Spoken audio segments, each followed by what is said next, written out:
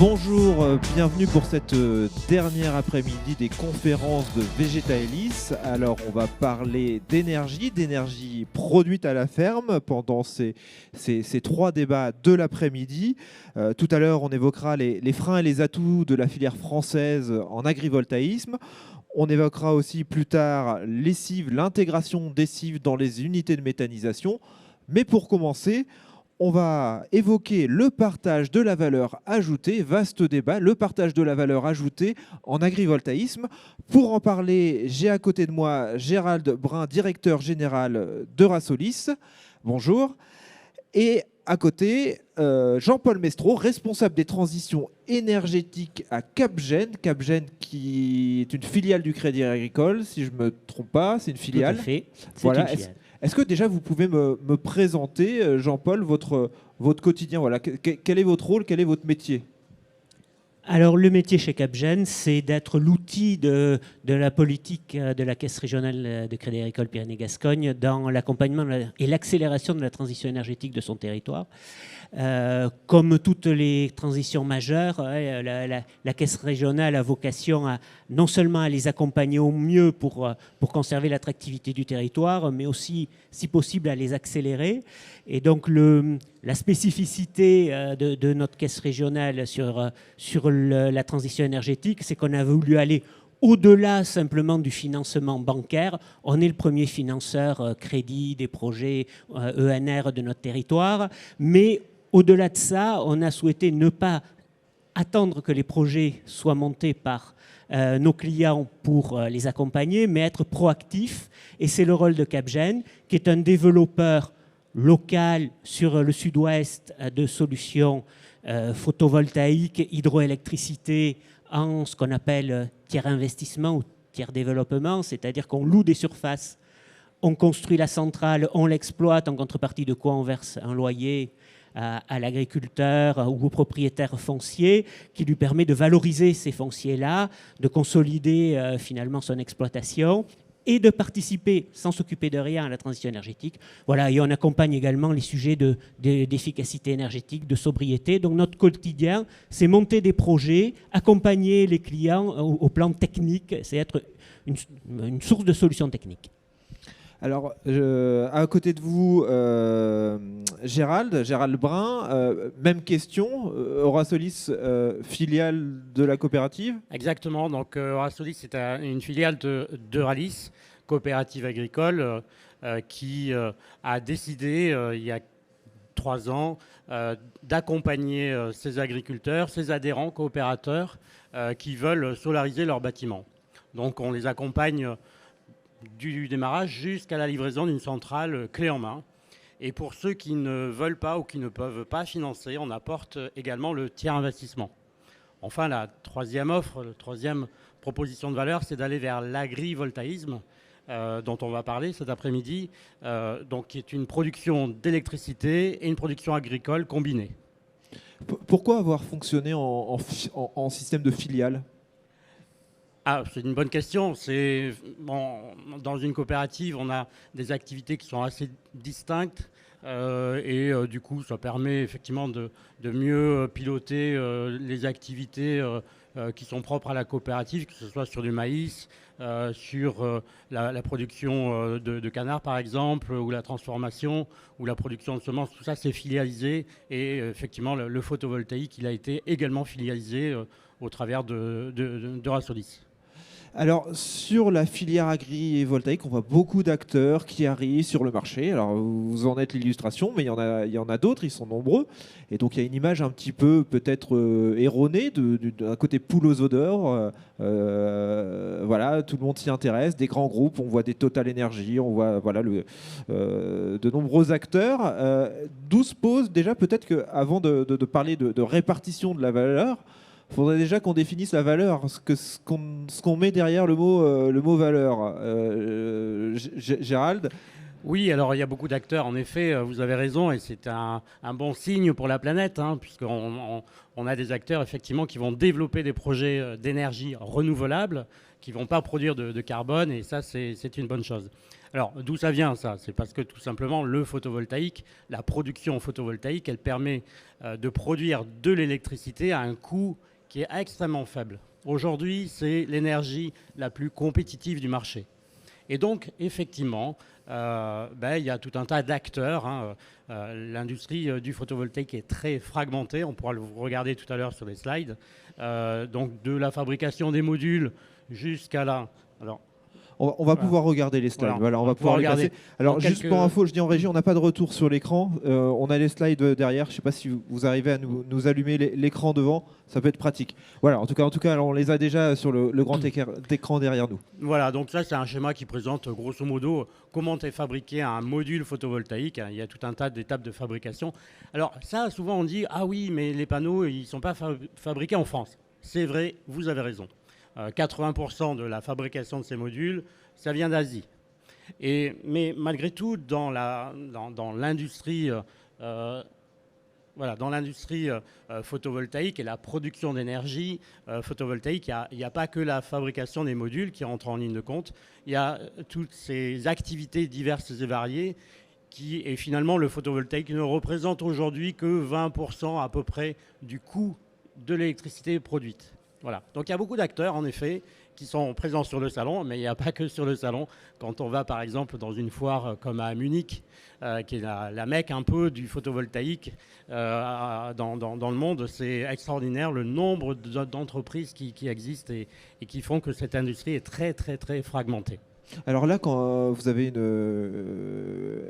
une slide sur la répartition des coûts, on est bien en agrivoltaïsme? On est dans quel secteur là? Oui, là c'est du sol, agrivoltaïsme, voilà, c'est grosso modo quand on fait un projet et quand on le construit, là ce sont les coûts de fabrication, ce n'est pas les coûts d'opération, quoique il y a l'exploitation et la maintenance aussi, ça représente 12% du coût du kilowattheure qui est produit. Ça c'est vraiment un des ratios qui permettent d'identifier d'où vient la production de valeur et la production du coût du kilowattheure. Alors là, vous n'intégrez pas, par exemple, tout ce qui est loyer de l'agriculteur, c'est pas... Alors, le loyer, il est dans l'exploitation et la maintenance. D'accord.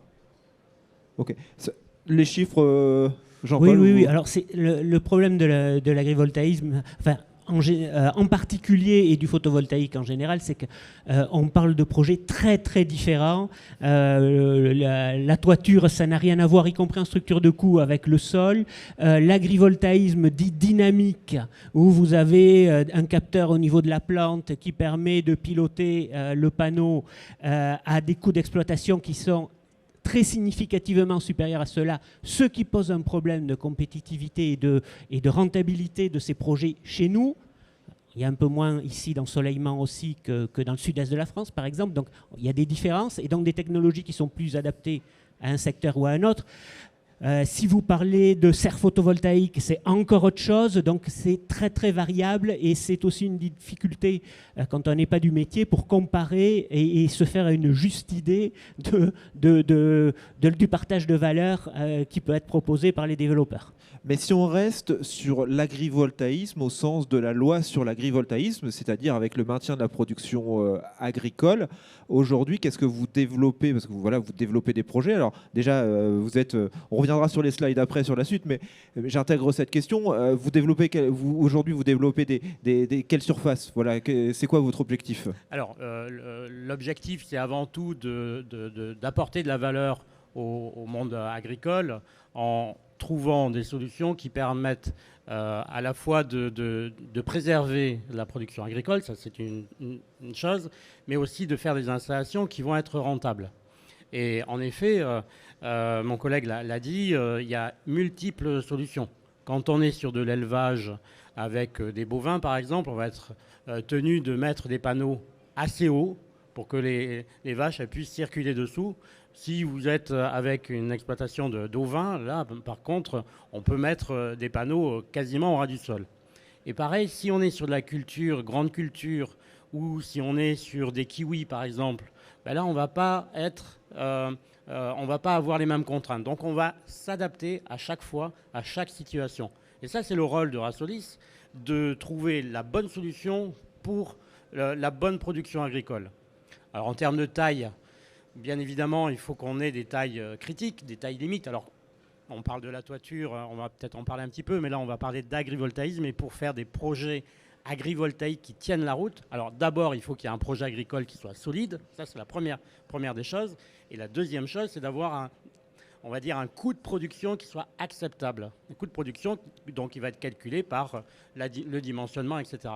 Alors, il ne faut pas être trop loin du réseau, il faut être pas trop dans un endroit où il y a de l'ombre, où il n'y a pas trop de soleil. Voilà. Donc, c'est tout ce travail-là que nous réalisons, nous, bureaux d'études, développeurs, pour essayer de trouver le bon compromis. Et c'est quand même pas toujours évident, parce qu'il y a beaucoup d'incertitudes. Quand on fait un projet aujourd'hui, en 2024, il va se réaliser en 2029. Donc, dans 4-5 ans, on va là rentrer vraiment dans le dur du chantier. Il y a beaucoup d'incertitudes quand on fait des calculs de rentabilité en 2024 avec des indicateurs économiques de type « Ah, on va vendre l'électricité à tel prix, mais peut-être qu'en 2029, le prix il aura totalement varié. » Donc voilà, c'est tout l'exercice qui n'est pas évident. Oui, c'est clair. Et ces projets, ils doivent vraiment, tu l'as dit, être vraiment adaptés aux besoins, mais ça veut dire qu'ils doivent partir du besoin agricole. On sait bien que dans nos campagnes, il y a des développeurs qui battent la campagne en proposant un peu des projets clés en main. S'il n'y a pas le projet qui va bien derrière, ça devient vite des projets alibi. C'est ce qui a déconsidéré par le passé certains pans d'activité et qui a rendu les choses beaucoup plus difficiles derrière. Je pense par exemple aux serres photovoltaïques des premières générations où rien ne poussait dessous. Voilà, donc c'est vraiment ce qu'on veut éviter. Hein. Nous, et c'est là qu'il est important qu'il y ait une communauté d'intérêt finalement entre le développeur et l'agriculteur, donc c'est le cas évidemment chez Euralis, c'est le cas au Crédit Agricole aussi, c'est ne pas sacrifier la production agricole pour pouvoir faire une production optimale au niveau photovoltaïque. Vous êtes tous les deux développeurs, alors vous avez des projets pour 2029, donc du coup vous avez quand même quelques éléments dans les cartons, des plans, donc il y a quand même un moment donné où vous pouvez donner, parce que l'objectif c'est quand même la rentabilité et vous devez gagner de l'argent et c'est normal, vos entreprises elles doivent dégager un revenu. Vous êtes sur quel type de surface là actuellement ? Alors, les surfaces concernées, c'est entre 20 et 40 hectares, hein, grosso modo, même si on peut tolérer des projets d'un peu plus petite taille, mais c'est l'ordre d'idée. 20, 40 hectares, on peut aller bien sûr bien au-delà, mais ce n'est pas le but. Il y a deux aspects fondamentaux sur la présélection des projets qui vont passer toutes les étapes des études et puis des autorisations administratives. Les deux fondamentaux, c'est la rentabilité, on vient de le dire, d'avoir des projets qui soient rentables, mais ça ne suffit pas. Il faut que ces projets ils soient acceptables par la société civile, par les administrations. Voilà. Et ça, c'est aussi un autre pilier de notre travail, c'est de construire des projets, de co-construire avec les agriculteurs, bien évidemment, mais aussi avec les services de l'État, avec des bureaux d'études qui vont nous accompagner pour faire des études spécifiques sur l'environnement, sur les sols, etc. Et on va ensuite construire des projets qui répondent à la fois aux besoins de l'agriculteur, qui reste son activité principale, mais aussi l'acceptation par les services de l'État par rapport aux règles qui sont en France, on va dire, assez claires, en tout cas bien encadrées. Voilà, il y a quand même un cadre assez particulier en France. Alors pour notre part, alors évidemment les grands projets, 20, 30, 40 hectares, alors il faut se dire que réglementairement vous n'équipez déjà que 40% des surfaces. Hein. Donc voilà. Et parfois moins sur certaines activités, si vous êtes sur poulet label, etc., c'est 15% si vous voulez respecter les règles. Donc en termes de puissance, ça limite par rapport à ce qu'on a pu connaître sur du PV standard. Mais nous on commence plus bas parce qu'il y a aussi des petits projets qui ont du sens pour apporter du bien-être, du confort animal, pour je pense en particulier à l'élevage. Donc 2-3 hectares, on peut commencer à regarder, mais évidemment, ce n'est pas la même rentabilité, ce n'est pas les mêmes loyers, vous ne pouvez pas attendre la même chose sur des petits projets, parce qu'il y a des charges fixes, hein, évidemment, que sur des grands projets où vous pouvez faire passer ces charges fixes beaucoup plus facilement. Alors, on avait commencé à évoquer la répartition des coûts. Voilà, on va poursuivre. Je vous laisse poursuivre. Gérald, de votre présentation. Alors, donc un petit diapo qui présente la répartition sur une toiture. Voilà, ça c'est le résultat de nos opérations ces 2 dernières années. Là, on a réalisé à peu près une 50aine de toitures sur des bâtiments agricoles. Et là, je vous présente la répartition du chiffre d'affaires. Alors, chiffre d'affaires, on n'est pas sur la valeur, là. Hein. Attention. Chiffre d'affaires, ok. Chiffre d'affaires, c'est-à-dire que c'est ce qui est facturé par les différentes entités.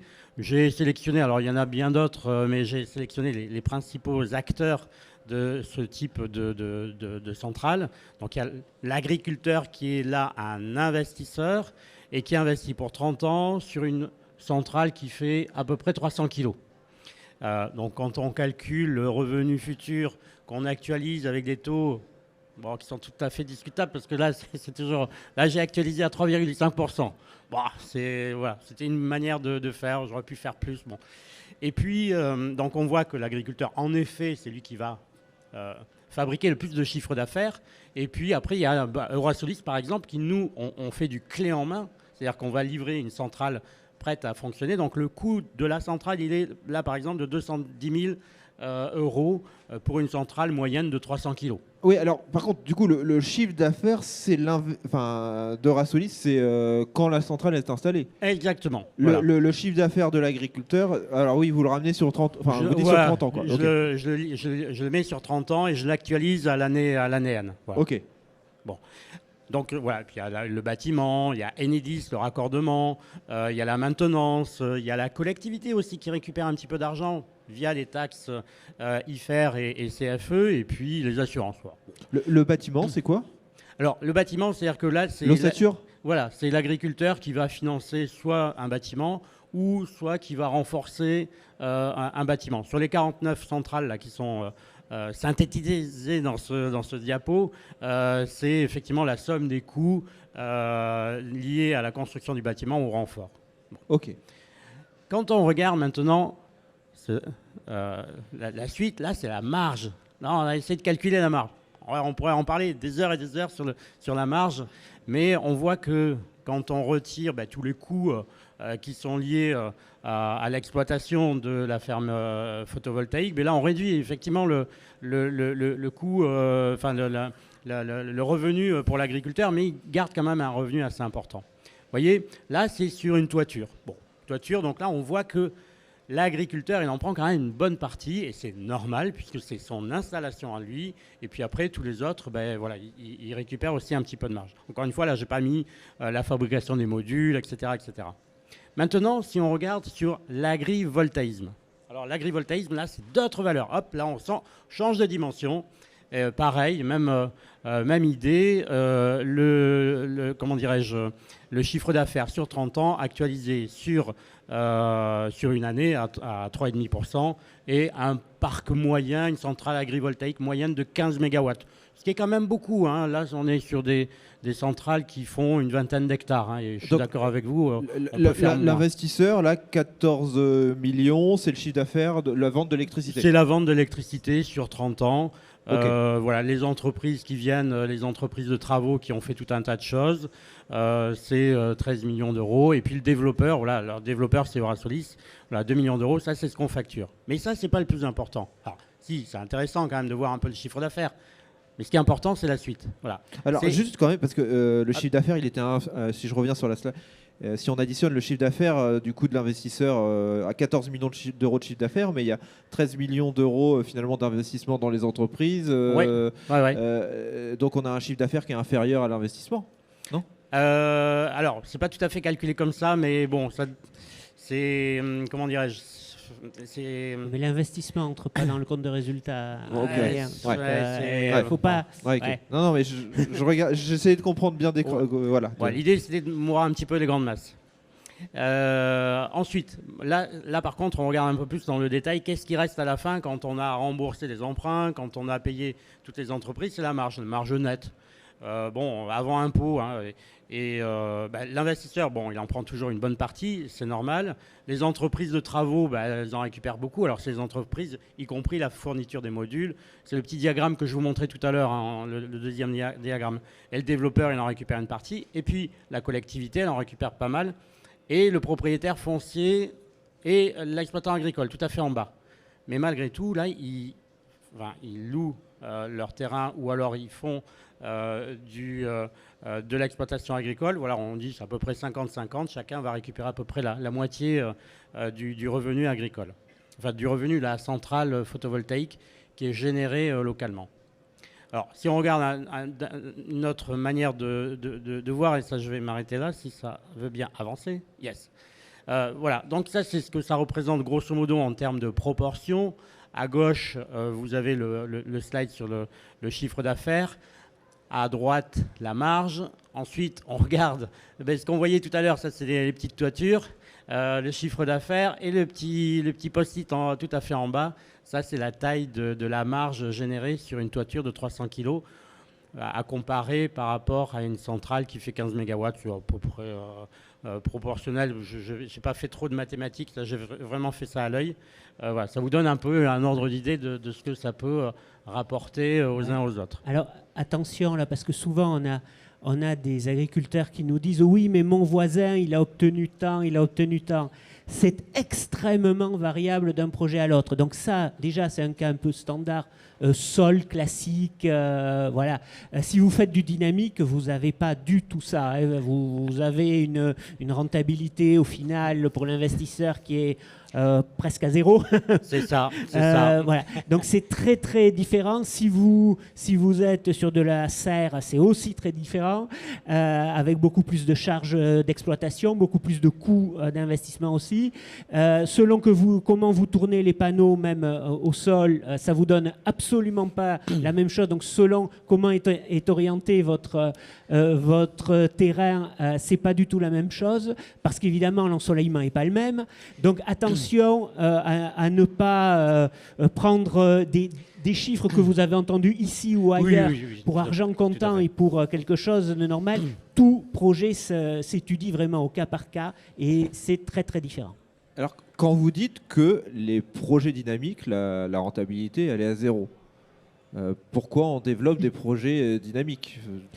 Alors, peut-être bête la question, mais du coup, rentabilité proche de zéro, pourquoi ? Alors, en plus, on voit des projets très, très complexes sur d'autres. Alors, en élevage, ça reste souvent assez basique, on va dire, mais on voit des projets qui se développent avec des systèmes où les moissonneuses-batteuses peuvent passer en dessous, avec des panneaux solaires montés sur des systèmes de câbles et qui s'orientent. Donc, on arrive sur une grosse complexité. Mais du coup, pourquoi aller vers ces projets s'ils ne sont pas rentables ? Alors déjà, ce sont des petits projets, souvent des démonstrateurs ou des pilotes. Ils ne sont pas très gros. C'est quand même de l'argent investi.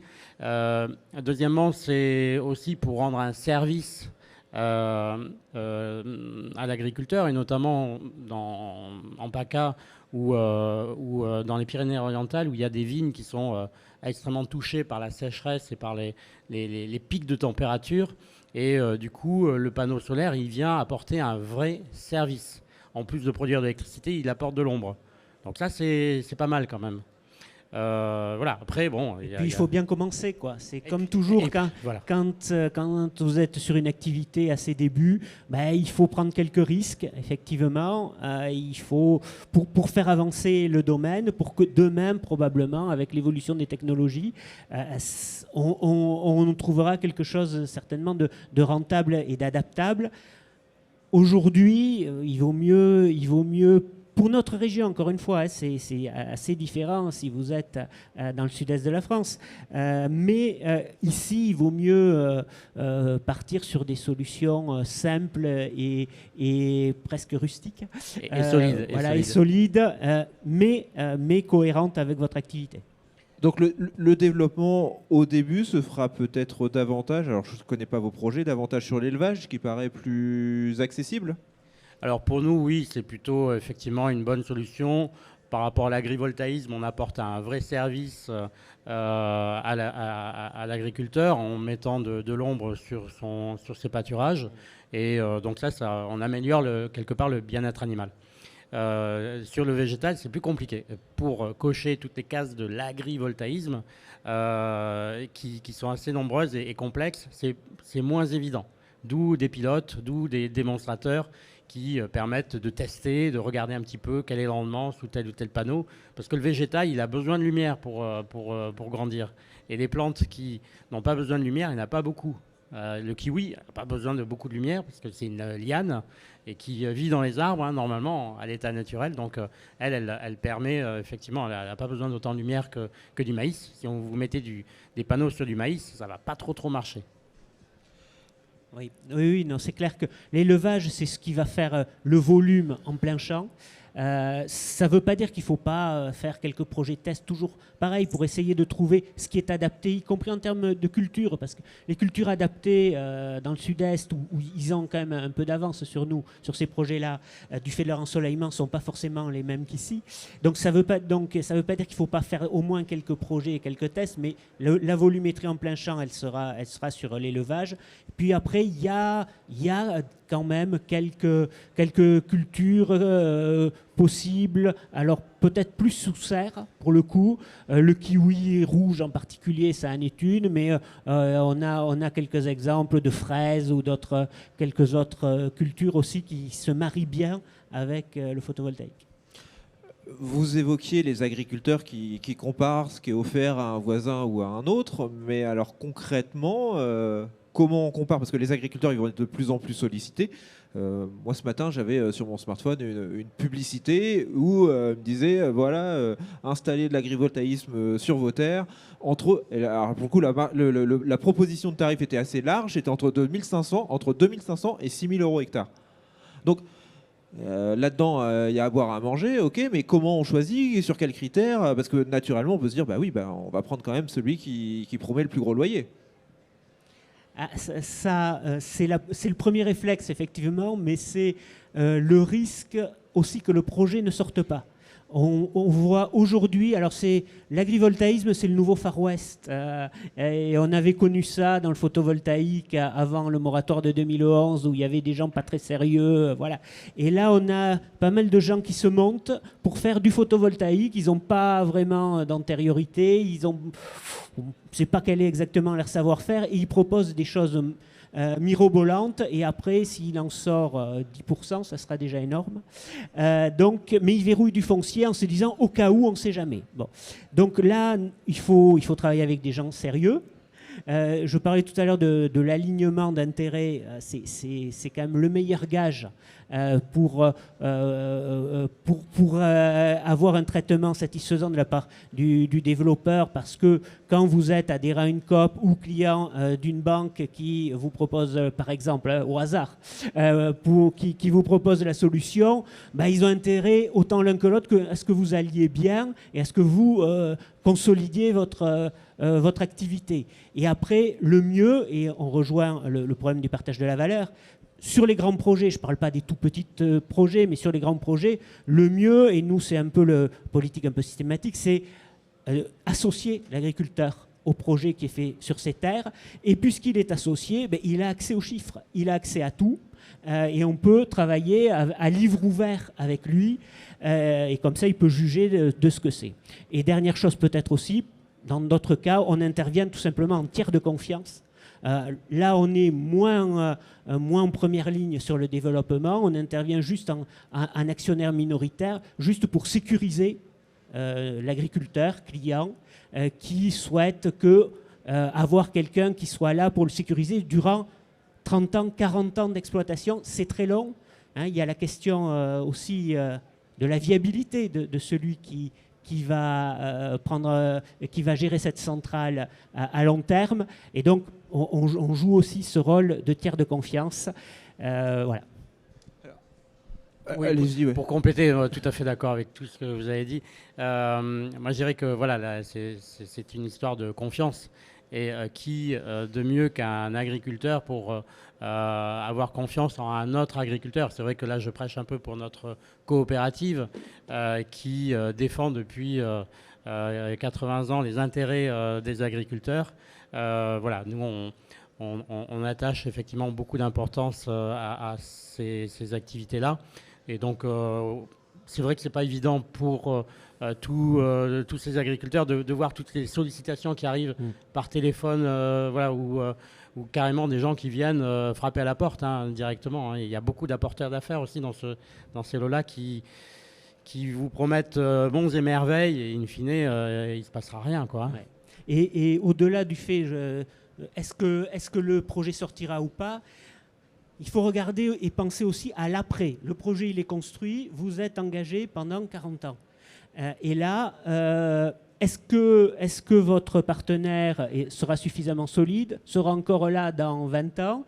Est-ce qu'il n'aura pas revendu, parce que ça devient un sport national. Il y a encore la semaine dernière une entreprise qui me proposait de rentrer à son capital, dont le modèle, c'est on développe les projets, on signe avec les agriculteurs, et dès qu'il faut construire ou dès qu'on a construit, on vend le projet. Du coup, vous ne savez pas finalement avec qui vous allez travailler pendant 40 ans. Donc il y a aussi ça, il faut penser à la durée du projet. Et vous avez évoqué la prise de participation potentielle d'un agriculteur sur un projet là, à 14 millions, par exemple. On va prendre ce chiffre-là.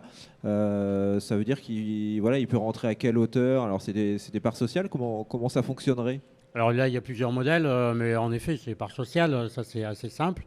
Ou alors, il est au sein de la coopérative. Alors moi, je reprêche pour ma paroisse. Les coopérateurs de Rallye sont actionnaires de fait seront actionnaires de fait de ces centrales. Mais de manière plus simple, plus basique, il peut aussi rentrer au capital de la société qui va porter le projet, parce qu'en fait, mécaniquement, on crée une société pour chaque projet qu'on développe. Voilà, ça va être isolé dans une société, il n'y aura pas de salariés, mais tous les actifs seront détenus par une société. Et cette société, elle peut appartenir en effet à des gens comme Capgen ou Eurasolis, mais elle peut aussi co-appartenir à des agriculteurs qui peuvent se grouper. S'il y en a plusieurs, ils peuvent se grouper, ils créent une société, puis ils rentrent au capital, ou alors ils rentrent en individuel. Et alors, capital, voilà, c'est quoi? Je remets 500 000, enfin, non. Maximum 49%, nous on veut garder le contrôle. Bien sûr. Et puis après, tous se discutent. Il faut voir la capacité de financement de chacun, et puis après on s'adapte. Oui, alors on pourrait répondre exactement la même chose mot à mot, puisque nous, en tant que banque mutualiste, nos agriculteurs sont sociétaires, donc quelque part, ils sont aussi propriétaires des parcs, du parc de Capgen, des 1600 centrales de Capgen. Mais au-delà de ça, donc effectivement, je pense qu'il est souhaitable qu'ils rentrent directement dans le projet. Après, les investissements en fonds propres, en général, c'est un peu de capital et beaucoup de comptes courants d'associés, donc des prêts, quelque part, qu'on fait, qui se remboursent plus vite, c'est plus facile à gérer. Et ça, nous, quand l'agriculteur est plutôt minoritaire, on lui propose même de prendre en charge pour lui sa quote-part, pour qu'il puisse rentrer plus facilement, parce que l'agriculteur n'a pas toujours la trésorerie disponible pour le faire, et donc il met quelques centaines d'euros en capital, et on prend sa part de compte courant d'associés pour qu'il puisse participer au projet. Alors, vous évoquiez la solidité des acteurs. Est-ce qu'on intègre au final aussi celui qui rachète l'électricité? C'est-à-dire qu'on a vu des projets où c'est vendu à un acteur privé, à une entreprise, ou alors où c'est vendu via le réseau EDF, GRDF. Est-ce que ça rentre en ligne de compte? C'est-à-dire que si celui qui rachète l'électricité fait faillite, le château de cartes qui s'écroule. Alors actuellement, on a un cadre qui est assez stable et qui permet l'acheteur d'électricité, c'est EDF Obligation d'achat, qui a une obligation. C'est toujours EDF? Il ne peut pas y avoir d'autres acheteurs? Non, il peut y avoir d'autres. Il y a d'autres modèles, et ils vont arriver là dans quelques années. On va sortir de cette obligation d'achat. C'est le sens de l'histoire. Là aujourd'hui, pour vendre son électricité, on dépose un dossier en appel d'offres, on est sélectionné, et puis on a un contrat qui est garanti pendant 20 ans. C'est top, ça c'est génial. Plus tard, et il commence à y en avoir, on a des contrats de gré à gré entre le producteur d'énergie et un consommateur XYZ, ou alors un pool de consommateurs. Voilà, ça c'est des modèles qui commencent à émerger, qui ne sont pas forcément très faciles à mettre en œuvre, parce que la banque qui va cofinancer la centrale, elle va préférer un EDF obligation d'achat pour lui apporter les garanties comme quoi on va pouvoir vendre l'électricité que, je ne sais pas, un Bricorama qui est un peu en difficulté. Voilà, je ne sais pas. Vous voyez, tout ça, c'est très important de constater qu'on a un contrat qui est garanti pendant 20 ans et ça, c'est quand même très très bien. Pareil, Oui. Jean-Paul, enfin, Oui, vous, oui, quand vous bien sûr, développez... le cœur aujourd'hui, c'est l'obligation d'achat EDF, mais on commence à regarder d'autres modèles, parce que, comme le disait Gérald, c'est quand même le sens de l'histoire. Les tarifs réglementés, c'est là pour permettre à une filière qui n'est pas encore mature de se développer, mais au bout d'un moment, doivent disparaître. Donc on a, nous, au sein du groupe Crédit Agricole, ce qu'on appelle un agrégateur gestionnaire d'équilibre, donc quelqu'un qui est capable de vendre sur le marché, de vendre aussi directement à des clients. Donc on peut le gérer, on sait le faire.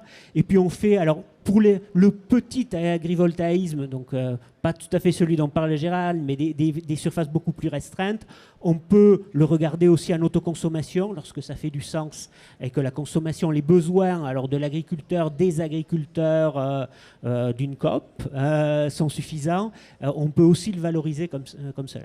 Voilà, j'ai pas évoqué le fait que nous, on a 2 projets en autoconsommation individuelle sur les sites du groupe Ralis qui sont très consommateurs d'énergie, notamment il y a du froid, et sur lesquels on va mettre en place des centrales qui vont permettre d'alimenter le process de fabrication. Et là, on arrive à des taux d'autoconsommation de l'ordre de 90%, des taux d'autoproduction de l'ordre de 25%. Et ça, c'est aussi des modèles qui vont se développer, bien évidemment. Et je reviens aussi sur une autre technologie, on l'a un petit peu évoqué avec les trackers, les suiveurs solaires, hein, qui permettent de suivre la course du soleil. Et ça, c'est assez intéressant parce que ça permet de mieux s'adapter aux besoins du consommateur en termes d'énergie. On assiste aujourd'hui à un phénomène assez particulier, c'est que le prix d'énergie, il devient moins cher la journée que la nuit. C'est une inversion. Il y a quelques années, on avait des contrats UJP qui favorisaient l'achat de l'électricité la nuit parce que c'était moins cher. Là, on assiste à une inversion. Alors pourquoi ? C'est parce qu'il y a de plus en plus d'électrons renouvelables sur les réseaux partout en Europe. Et donc, il y a un afflux d'électrons sur la journée.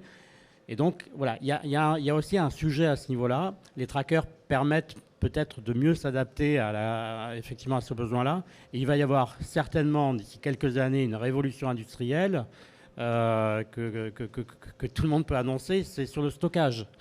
Dès lors qu'on pourra stocker l'énergie électrique à un coût raisonnable, ça va être un bouleversement complet de la production d'énergie et d'électricité dans le monde. C'est clair. Mais ça ne va pas tarder. Je ne sais pas, c'est peut-être dans 5 ans, 10 ans, 20 ans. Mais ce n'est pas beaucoup, 20 ans. Ouais, même. Technologiquement, on sait le faire. Le problème, c'est le coût. Ouais. Et les prix dont tu parlais, non seulement ils sont plus faibles en journée, mais ils peuvent être même négatifs. C'est-à-dire que vous pouvez payer pour produire de l'électricité et l'injecter dans le réseau. Donc effectivement, ça va être... nos modèles vont devoir s'adapter, vont devoir changer dans les années qui viennent. Donc c'est toute la difficulté, toute la beauté aussi de ce métier-là. Donc il y a effectivement les trackers, il y a les panneaux bifaciaux aussi qui permettent de produire finalement moins à midi, puisque c'est à midi que sont souvent les problèmes parce que le photovoltaïque produit à plein là. Voilà, il faudra s'adapter et toujours être en veille et toujours être à la pointe de ce qui peut se faire pour optimiser les projets. Donc il y a beaucoup d'inconnus quand même, inconnus sur le tarif de rachat de l'électricité, sur qui va le racheter et aussi sur les frais financiers. C'est-à-dire qu'on... Oui, on est dans un monde incertain, volatile, complexe et très ambigu. Et c'est vrai que cette incertitude, pour tout le monde, c'est pas toujours facile à vivre. Voilà, parce que l'inconnu, c'est complexe. Mais voilà, nous, on arrive avec notre expérience à gérer ces dynamiques futures. On ne sait pas qu'on regarde dans la boule de cristal, on a des indicateurs, hein, mais voilà, il faut arriver à anticiper quel sera le coût, le prix de vente d'électricité dans 5 ans. C'est aussi ce qui explique en partie la répartition de la valeur, c'est-à-dire que celui qui prend le plus de risques est celui qui sera le mieux rémunéré? Tout à fait. Ben oui, c'est un peu comme ça que ça fonctionne depuis très longtemps. J'allais dire la nuit des temps, hein, prendre du risque, c'est effectivement générateur de valeur, mais voilà, il faut pouvoir savoir prendre le risque. Oui, après, attention, c'est pas parce que, par exemple, vous louez votre surface. Alors là, je sors peut-être un peu de l'agrivoltaïsme, je pense presque plus à la toiture. C'est pas parce que vous louez votre surface que vous êtes forcément perdant. Où il y a très très peu d'écart, parce qu'effectivement, normalement, si vous construisez votre centrale, ben, vous allez construire un petit peu plus cher que nous qui en faisons en tir investissement des centaines chaque année. On va avoir des coûts d'assurance, des coûts comme ça un peu moins chers aussi. Ça nous permet de donner des loyers qui sont finalement pas si loin que cela de ce que pourrait avoir l'agriculteur s'il portait lui-même le projet, et il n'a pas à gérer les coûts de grêle qui vous arrêtent la production pendant 1 an et vous attendez 6 mois que l'expert passe, et pendant ce temps-là il faut rembourser les prêts. Vous n'avez pas l'attente du contrat EDF pendant 2 ans, vous ne pouvez pas facturer à EDF, donc vous supportez la trésorerie pendant 2 ans. Voilà, toutes ces choses-là. Donc c'est pas aussi marqué que cela.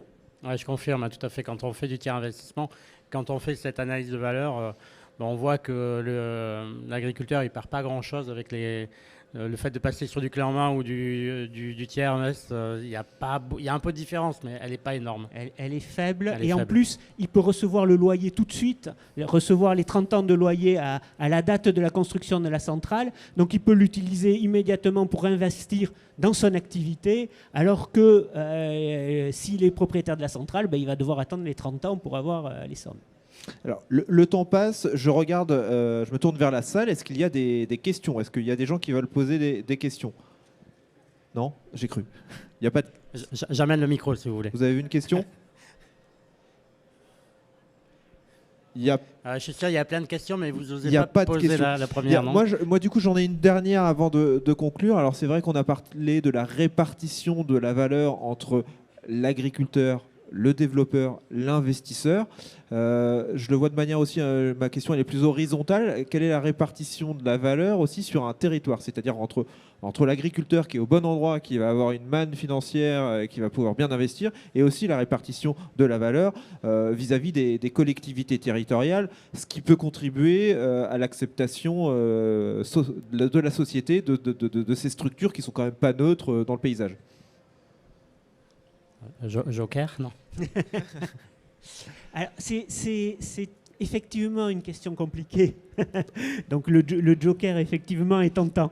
Mais pourquoi? Parce que depuis toujours, on tourne autour de cette notion de dire oui, mais pourquoi lui? Parce qu'il est bien placé, il va en profiter. Et pourquoi l'autre qui n'a pas la chance d'être à côté du transformateur du poste source, il ne peut pas en profiter? Et donc les chambres d'agriculture tournent autour de ça depuis des années, en disant il faut qu'on arrive à mutualiser. Oui, mais vous n'arrivez à mutualiser que si l'agriculteur qui est bien placé, il veut bien laisser une partie de sa rémunération et de sa rentabilité pour en faire bénéficier les autres.